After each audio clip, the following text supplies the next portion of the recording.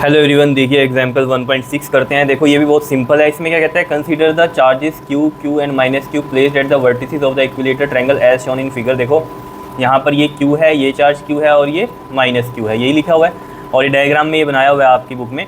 तो इसको Q1 बोला है, इसको Q2, इसको Q3। इससे मतलब नहीं है, बस ये देखो यहाँ चार्ज क्यू है, यहाँ चार्ज क्यू है, यहाँ माइनस क्यू है, ठीक है। वर्टिसेस मतलब कॉर्नर ऑफ दैट ट्रायंगल, और ये इक्विलेटर ट्रायंगल है मतलब इसकी सभी साइड्स इक्वल हैं। What is the force on each charge, each charge पर फोर्स क्या होगी। देखो अगर हम इस चार्ज पर कंसीडर करें, इस चार्ज पर फोर्स इसकी वजह से भी लग रही होगी, ये पॉजिटिव तो इसको रिपेल कर रहा होगा, तो ये इस तरफ लगेगी फोर्स, ठीक है। ये कौन सा चार्ज था, 2 वाला, तो मैं इस पर बोलूँगा आपको कि ये F2 फोर्स लग रही है, ठीक है। और ये Q3 वाला जो चार्ज है ये माइनस क्यू है। माइनस क्यू का मतलब क्या है, और यहाँ ये प्लस क्यू है, मतलब क्या है, माइनस वाला इस प्लस वाले को अपनी तरफ खींचेगा, अट्रैक्शन होती है इनमें। तो यहाँ ये फोर्स इस तरीके से लगेगी, इस फोर्स को मैं नाम दे देता हूँ F3। क्लियर है इतनी बात या नहीं, बताओ, ठीक है। अब यहाँ पर देखो ज़रा, ये F2 है, ये F3 है। अब इसको देखो ज़रा, F2 जो फोर्स होगी हमारे पास वो क्या होगी, फॉर्मूला होता है K Q1 Q2। अब यहाँ भी Q है, यहाँ भी Q है, तो Q into Q square upon में डिस्टेंस का स्क्वायर, डिस्टेंस कितना है इसके बीच में, L का स्क्वायर है। सिमिलरली हम F3 निकाल लें अगर, तो F3 भी क्या होगी हमारी, देखो ये चार्ज है और ये चार्ज है। तो हम जब मैग्नीट्यूड निकाल रहे होते हैं तो चार्ज का माइनस नहीं लिख रहे होते, सिंपल वैल्यू रखते हैं। तो Q और Q कितना हो गया यहाँ पर भी Q स्क्वायर, ये तो पता ना Q1 Q2, यहाँ Q1 भी Q है, Q2 भी Q है, तो Q स्क्वायर, यहाँ भी Q1 और ये Q3 बन जाएगा तो Q स्क्वायर बन जाएगा। माइनस हम नहीं लेते मैग्नीट्यूड में, अपॉन में डिस्टेंस का स्क्वायर, डिस्टेंस है इसमें ये L स्क्वायर। तो यानी कि अगर मैं यहाँ पर आपको बोलूँ कि ये जो F2 है और इक्वल टू F3 है, इसको मैं F लिख लूँ, कोई दिक्कत नहीं है। तो अगर आप यहाँ देखोगे, ये भी फोर्स कितनी हो गई, F हो गई, और ये भी कितनी हो गई, F हो गई, ठीक। तो आपको बताया है, दो अगर हमारे पास वेक्टर्स इक्वल हैं तो उसमें जो नेट फोर्स निकलती है यहाँ पर, तो इसकी नेट फोर्स कौन सी होगी, ये F1 वाली। ये क्या होगी हमारे पास, 2F cos θ/2, ये फॉर्मूला होता है ना। ये F कौन सा, ये वेक्टर वाला, ठीक है। तो 2 और F और cos θ कितना है, देखो ज़रा, यहाँ ये 60 डिग्री होता है, तो ये कितना होगा हमारे पास, 120 डिग्री होगा, ठीक है, इन दो वेक्टर के बीच में सम। और जो रिजल्टेंट फोर्स निकलेगी वो यहाँ निकलेगी, जिसको मैं नाम दे देता हूँ यहाँ पर, ये कौन सा था, ये 1 था ना, तो F1 नाम दे देता हूँ। तो 2F cos 120/2, और मैंने आपको पहले भी बताया, जहाँ भी 120 डिग्री और दो वेक्टर सेम हो तो उनका रिजल्टेंट भी ये F ही निकलेगा। देखो यहाँ पर ये 60 हो गया, cos 60 कितना होता है हमारे पास, 1/2 होता है, तो F1 भी कितना आ गया हमारे पास, F ही आ गया, which is equal to this KQ square by L square, ठीक है। ये F किसके इक्वल है यहाँ पर, ये हमारा KQ square by L square के इक्वल है ना। ये चीज़ याद रखना यहाँ पर। क्लियर हुई है बात या नहीं, बताओ। तो F1 भी F के इक्वल आ गया, दैट इज़ हम आंसर लिख सकते हैं यहाँ पर, F1 कितना है हमारे पास, KQ square by L square. तो एक तो ये आंसर आ गया हमारा या नहीं, बताओ। F1 की वैल्यू समझ में आ गई कि किस तरीके से हमने निकाल लिया यहाँ पर, बताओ। कोई दिक्कत है तो बता दो इसमें।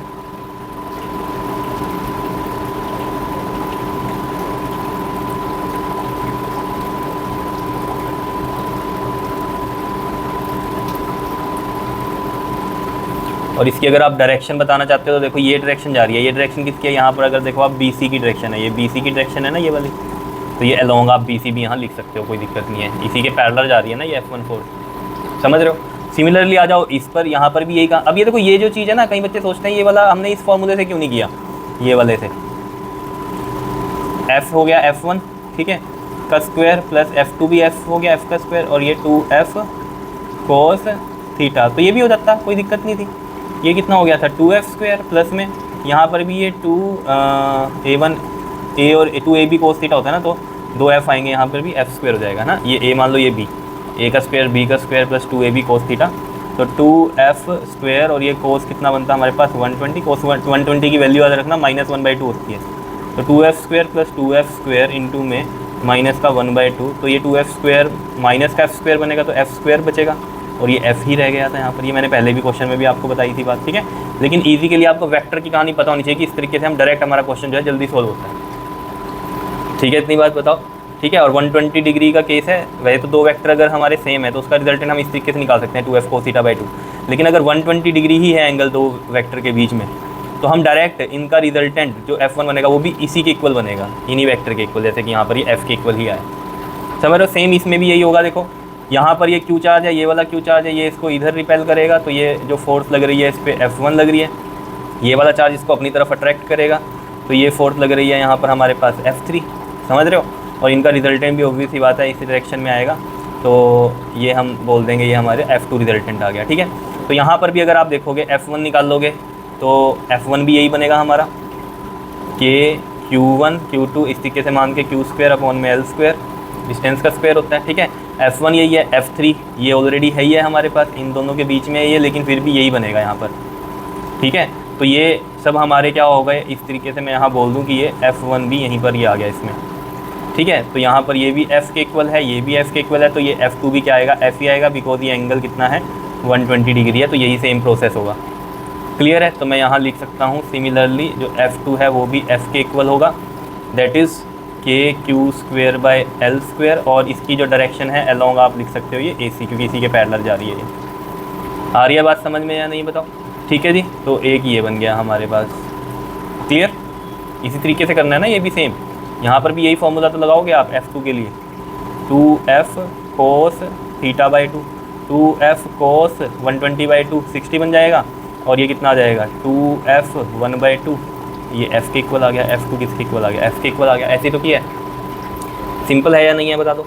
ठीक है, ये चीज़ हो गई। अब इस वाले पे आ जाओ। अब इस वाले चार्ज पे अगर आप देखो, ये वाला चार्ज इसको क्या करेगा, अपनी तरफ अट्रैक्ट करेगा, तो ये बन गई फोर्स, ये F1 है ना, ये A वाला है ना, ये 1 है। ठीक है, तो F1 बन गई, और ये इधर इसको, ये वाला इसको इधर अट्रैक्ट करेगा, तो ये फोर्स बन गई इधर इसकी 2 वाली है ना, तो ये F2 इधर लग रही है, और इनकी जो रिजल्टेंट फोर्स होगी वो भी सी बात है यहाँ आएगी कहीं, और दैट इज़ F3।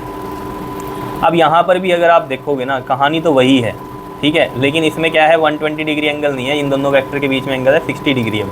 तो हम ये नहीं बोल सकते कि F1 भी और यहाँ ये वाला जो F2 है, ये वाला और ये वाला, ये भी सेम यही बनेगा हमारा। देख लो चाहे करके, के क्यू माइनस वाला है तो प्लस में ही रखते हैं हम, ये है ना, K q square by L square इन दोनों के बीच में, और यहाँ पर भी यही बनेगा के q square by L square, because minus तो रखते नहीं है ना मैग्नीट्यूड में, तो ये दो ये चार्ज हो गए क्यू क्यू क्यू स्क्वेयर, और डिस्टेंस का स्क्वेयर नीचे आ गया। तो ये भी मैं क्या मान सकता हूँ कि ये भी F के इक्वल है ना, ये भी F के इक्वल ही है, तो दो वेक्टर इक्वल ही हैं यहाँ पर भी। तो अगर हम यहाँ पर देखें F3 भी हम डायरेक्ट निकाल सकते हैं 2F cos थीटा/2, लेकिन अब आंसर जो है वो F के इक्वल नहीं आएगा। क्यों नहीं आएगा, बिकॉज एंगल इज 60 डिग्री। अगर 120 होता तब आता। तो देखो 2F cos 60/2 कितना हो गया हमारा 30, और ये 2F cos 30 की वैल्यू बताओ √3/2, 2 से 2 कट गया, तो ये √3F आ रहा है F3 की value, which is equal to √3, तो ये है ही, और फॉर्मूला क्या है इसका, के क्यू स्क्वेयर अपॉन में L स्क्वेयर। तो ये आ रहा है हमारे पास या नहीं बता दो, आ रही है बात समझ में या नहीं बता दो किसी तरीके से, अगर ना समझ में आ रही हो तो बताओ, समझ रहे हो? ठीक है, तो यहाँ पर ये चीज़ हो गई हमारी क्लियर, बताओ।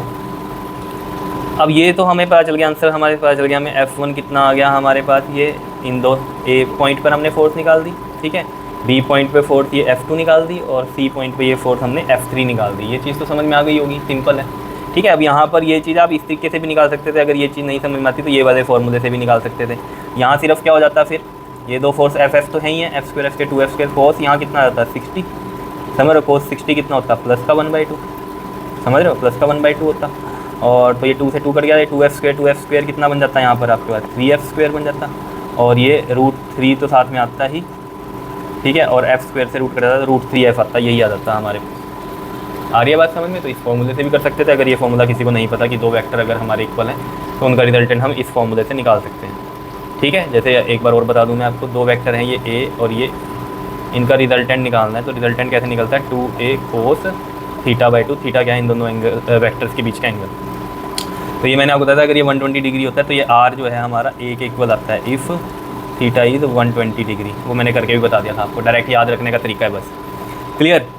अब देखो इसमें एक चीज़ और कहानी सोचते हैं कि ये जो फोर्सेज है ना हमारी, ये F1 आ रही है, ये वाली F2 आ रही है, ये F3 आ रही है, इनका सम भी क्या है 0 है।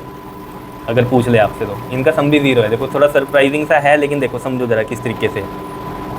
अगर आप यहाँ पर ये देखोगे, ये जो फोर्स है F2, ठीक है, यहाँ पर ये F1 हो गई। देखो मैं यहाँ बनाता हूँ इसका डायग्राम, ये हो गई हमारी F1। ठीक है, अब ये जो फोर्स है ना, ये जो फोर्स है, ये यही फोर्स है ना, ये वेक्टर जो है मैं यहाँ पर लगा सकता हूँ, ये इसके पैरेलल है बिल्कुल, समझ रहे हो, ये इसके पैरेलल है। तो ये वाली फोर्स मैं ऐसे मान सकता हूँ यहाँ पर कि ये कौन सी है, F2 है। ठीक है, और ये वाली F3 इसके नीचे यहाँ लगा देते हैं इस तरीके से, ये F3 बन गई।